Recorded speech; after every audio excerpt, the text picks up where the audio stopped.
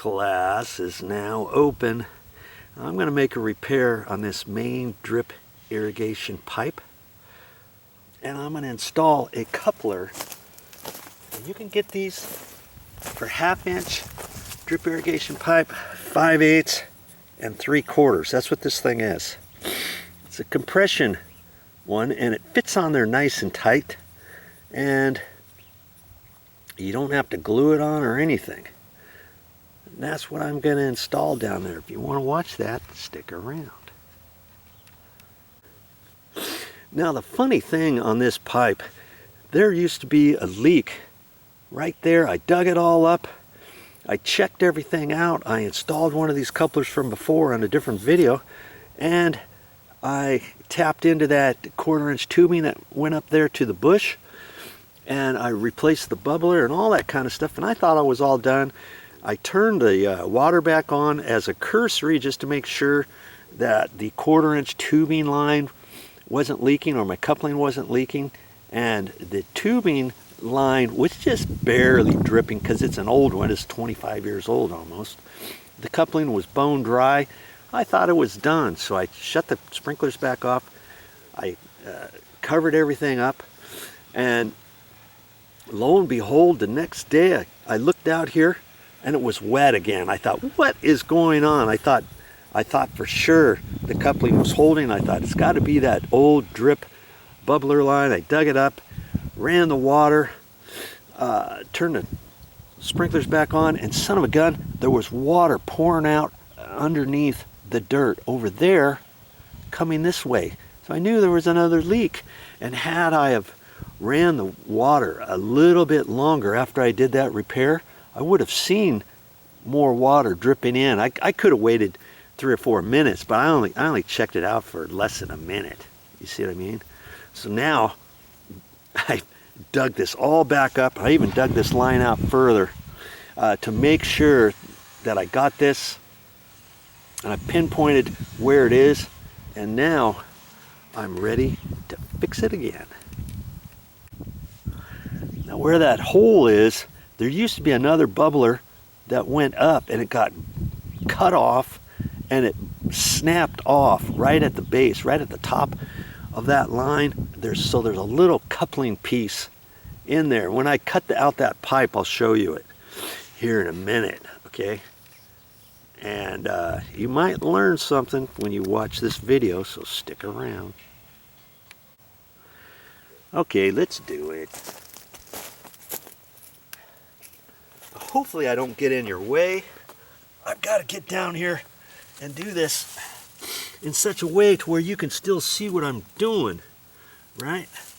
So let me first cut this out. And the coupler, this coupler is designed, once it goes in there, I only have to cut out, 3/8, 1/2 inch or so of this pipe, and that's it. So I'm going to cut where I know that little piece is, and I'm just using my sheet metal snips, and I've got it shut off. Now I'm going to cut that about 1/2 inch or 3/4 or 5/8, and I'll show you this little piece. Okay.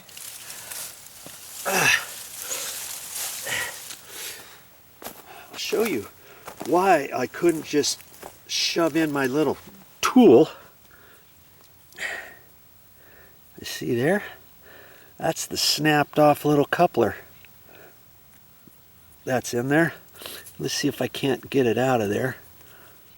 Had I pushed this in, then this little piece would be floating around forevermore inside the water line. Let's see there? That little piece. Right there. That would be floating around in the line, and then it could jam up inside another 1/4 inch tubing somewhere else down the road. You see what I mean? And plug it up. So that's why I just couldn't poke that in and put a cap in it or a new coupling if I wanted to reuse that line. I've determined I don't need to use that again. And so let's just see. I think, see, I only got half an inch there. I'm gonna. That's probably okay. But I'm gonna cut off. I'm gonna cut off just a little more. I guess I don't really have to. It's going to be hard to cut off just a little bit, but see, I got enough gap there. That's fine. That's fine. I just have to push this on further. Okay. And I'm going to hold this coupling right in the middle of that, eyeball it, and I've got my felt tip marker, and I'm just going to mark this. That'll tell me how far I got to push that on. You with me? Okay, now the tricky part is to get this on, and you just have to kind of hold it just right, and now I can walk it on there. See? Like that. Right to my line. Right there. And I can lift this one up like this and put it on there and walk it on there. Back and forth I go. Back and forth, back and forth. And I want to get it all the way there, like that. There you go. There. Okay. Fixed. That's all I got to do. And for the sake of argument, I'm turning the water back on. And we're going to let it run a little bit and make sure that I've got it fixed. We can take a look at that 1/4 inch tubing over there and see how much it's dripping. I don't think I need to do anything with that. But if that was dripping a whole lot, guess what I could do? I could take that out. I could cut the line right there, leaving about 3/4 of an inch away from the other piece that I just fixed a few days ago. And I could put another coupling in there, one of those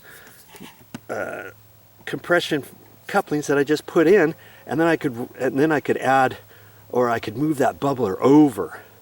You know, take my little special tool, pop it in there, and then put that coupling in somewhere else. I could fix it that way too. I don't think it's going to be dripping enough. Let's decide that together after I turn this water back on, and we'll check for leaks.